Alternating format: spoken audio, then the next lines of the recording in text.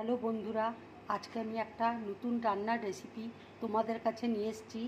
আলুকে কেটে নিয়েছি, দেখো এইভাবে দুভাগ করে কেটে নিয়েছি। ছোলার ডালকে বেটে রেখেছি। এখানে কিশমিশ আছে, কাজু আছে, লঙ্কা আছে, জিরে আছে, ধনে আছে, চালমগজ আছে।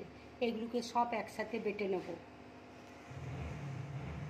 আলুটা দেখো মাঝখান থেকে আমি কুড়িয়ে নিচ্ছি।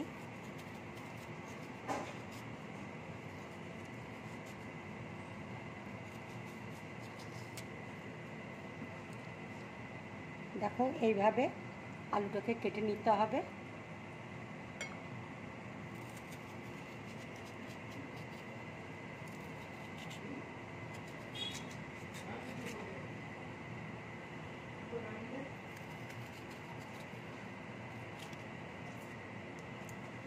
এইভাবে আমি আলুগুলোকে কেটে নিয়েছি। দেখো এখানেও সব আলুগুলোকে এইভাবে আমি কেটে রেখেছি আগে থেকে। আর মশলাটা যে বেটেছিলাম তার থেকে অল্প একটু মশলা নিয়ে আমি এই ডাল বাটার মধ্যে দিয়ে দিচ্ছি।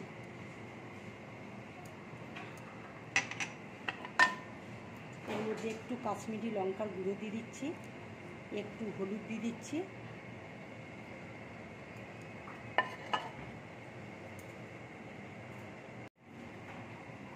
একটু নুন দিয়ে দিচ্ছি, নিয়ে ভালো করে মেখে নেব। দেখো আমার ভালো করে মাখা হয়ে গেছে। এবার আমি আলুর মধ্যে পুরটা দিয়ে দিচ্ছি।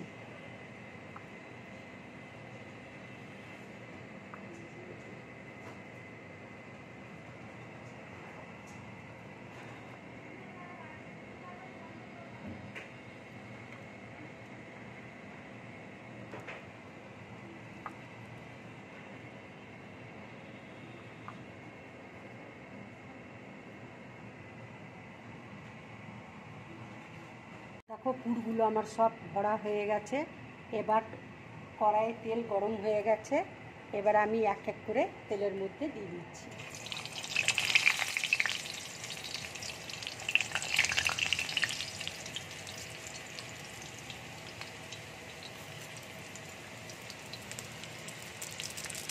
এইটা একদম লো ফ্লেমে ভাজবে, তাহলে আলুটা ভালো করে সেদ্ধ হবে।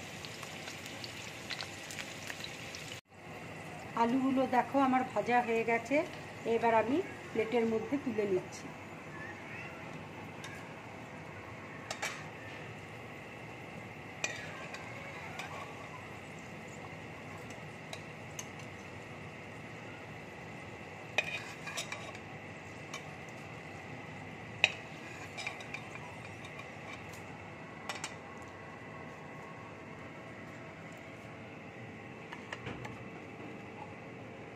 একই রকমভাবে এই আলুগুলো তেলের মধ্যে ভেজে আমি তুলে নেব।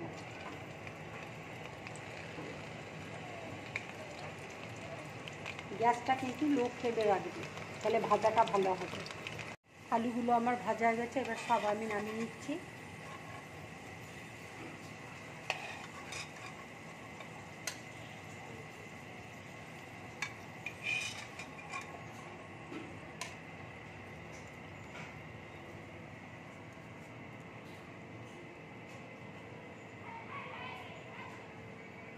দেখো গরম হয়ে গেছে।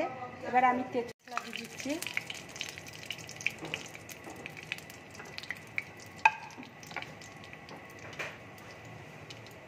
মশলাটা দিয়ে দিচ্ছি, একটু জল দিয়ে দিলাম, একটু হলুদ দিয়ে দিচ্ছি,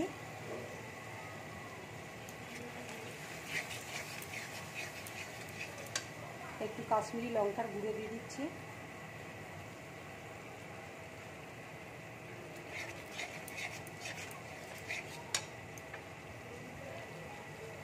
সামান্য একটু চিনি দিয়ে দিচ্ছি।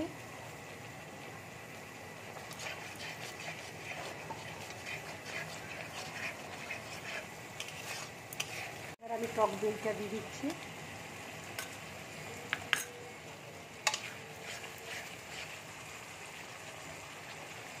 অল্প করে নুন দিয়ে দিচ্ছি আন্দাজ মতো। ভালো করে কষিয়ে নেব মশলাটাকে। মশলাটা আমার ভাজা হয়ে গেছে, মশলা থেকে তেল ছেড়ে দিয়েছে। এবার আমি জল দিয়ে দিচ্ছি।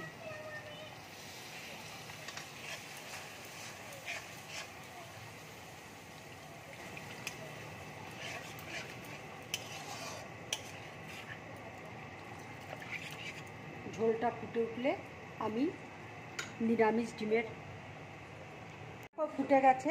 এবার আমি আলুগুলো দিয়ে দিচ্ছি।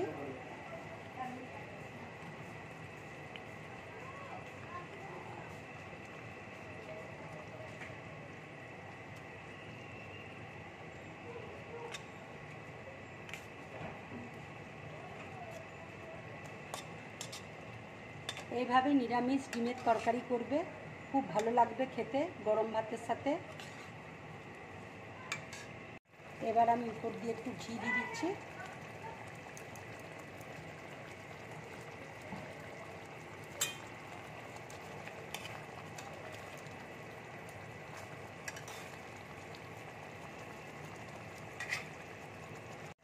দেখো আমার রান্নাটা হয়ে গেছে।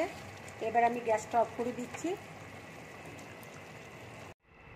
এবার আমি একটা বাটির মধ্যে নামিয়ে নিচ্ছি।